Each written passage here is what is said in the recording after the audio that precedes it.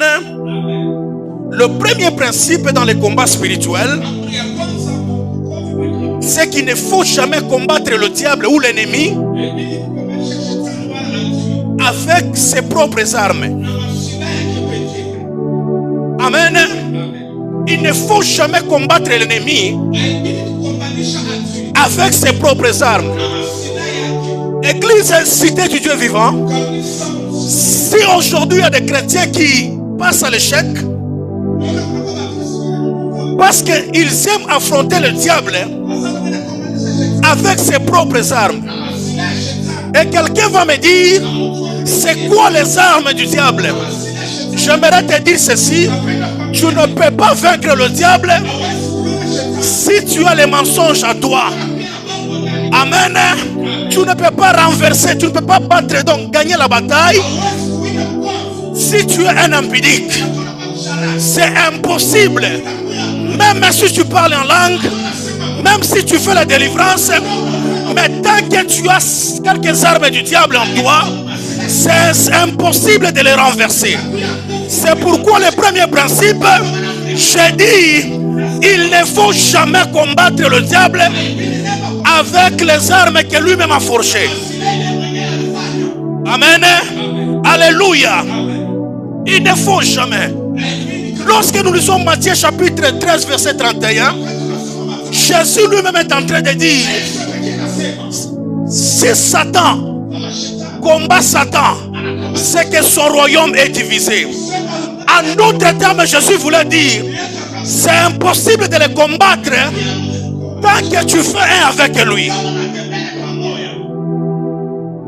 Le premier principe. C'était dans Matthieu 12, 26, je m'excuse. Matthieu 12, 26. Deuxième principe. N'aie jamais affronté le monde spirituel si tu n'as pas la foi.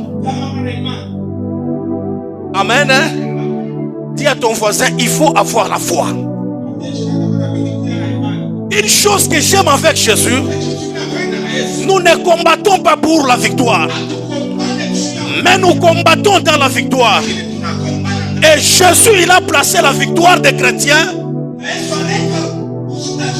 dans la foi. Amen. Tu ne peux jamais vaincre le diable si tu n'as pas la foi. Amen. Impossible. Dites à ton voisin que c'est impossible. C'est là que je reviens dans Matthieu 13, 31. La Bible dit ceci: si tu as même la foi comme une graine de sénévé,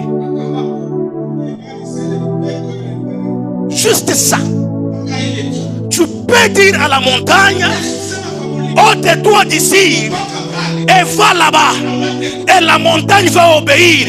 C'est pour te dire, celui qui a la foi, rien ne lui est impossible. Si tu t'engages dans le combat spirituel, apprends à opérer dans la foi. Amen. Apprends à opérer dans la foi.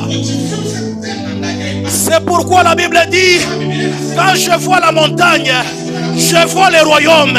C'est comme ça, Zacharie chapitre 4, la Bible me dit ceci: un jour, ce roi de Babylone s'était levé contre ceux qui bâtissaient la ville de l'Éternel. Et à la tête, il y avait aussi Zorobabel.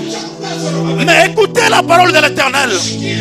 Au lieu que Dieu menace le roi, mais Dieu a commencé à menacer la montagne. Et il a dit, qui es-tu, grande montagne, devant Zorobabel? En d'autres termes, les montagnes symbolisent le royaume. Ah, la Bible me dit ceci: devant l'Éternel, les montagnes tremblent, les collines sautent comme des béliers. Cela veut dire ceci: si tu as la foi, tu peux déplacer le royaume des ténèbres. Tu peux chasser la sorcellerie de ta famille qui a persisté longtemps.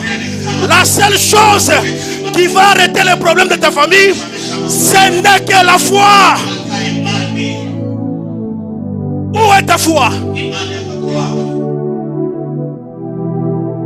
Parce que Jacques chapitre 1, 6, il nous dit que celui qui a la foi, il ne doute pas. Les choses n'arrivent pas dans ta vie. Les choses que tu espères, ça n'arrive pas dans ta vie. Parce que tu n'as pas la foi. Le doute. Celui qui a le doute, il est semblable à des flots. Lorsque le vent arrive, ça les pousse comme ça. Est-ce que cette personne pourra vaincre la bataille? Jamais. Jamais.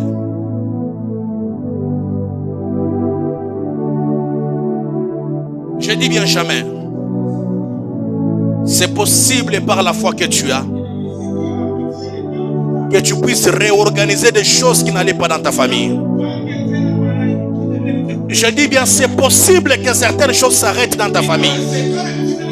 C'est possible de stopper la sorcellerie de la famille par la foi que tu as. Le Seigneur Jésus ne te demande même pas d'avoir une grande foi, juste un tout petit. Pourquoi tu doutes? À chaque fois que tu te mets en doute, tu es en train d'ignorer l'œuvre de la croix. Que Dieu te bénisse. Troisième principe, c'est là où je vais m'atteler. Amen. Tu ne peux jamais affronter le monde spirituel si tu ne sais pas qui tu es. Amen. Impossible de vaincre la bataille si tu ne sais pas qui tu es. C'est pourquoi la Bible me dit dans Osée chapitre 4 verset 6 que mon peuple est détruit parce qu'il lui manque de la connaissance. En d'autres termes, parce que l'homme ne sait pas ce qu'il est. C'est pourquoi nous échouons, parce que nous ignorons ce que nous sommes. Dis à ton voisin, est-ce que tu sais ce que tu es?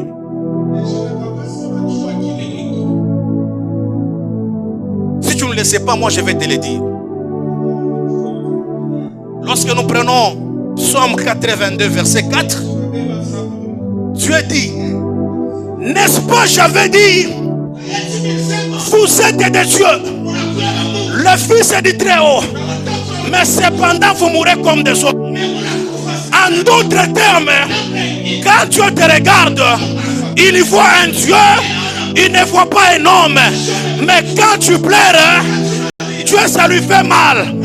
Parce qu'un Dieu ne peut jamais pleurer. Il suffit qu'il ordonne, il suffit qu'il parle, et les choses vont s'arrêter. Un Dieu, il est celui qui appelle des choses qui n'existent pas, et ça existe. Un Dieu, il répare là où il y avait le désordre. Ça fait mal dans ta famille.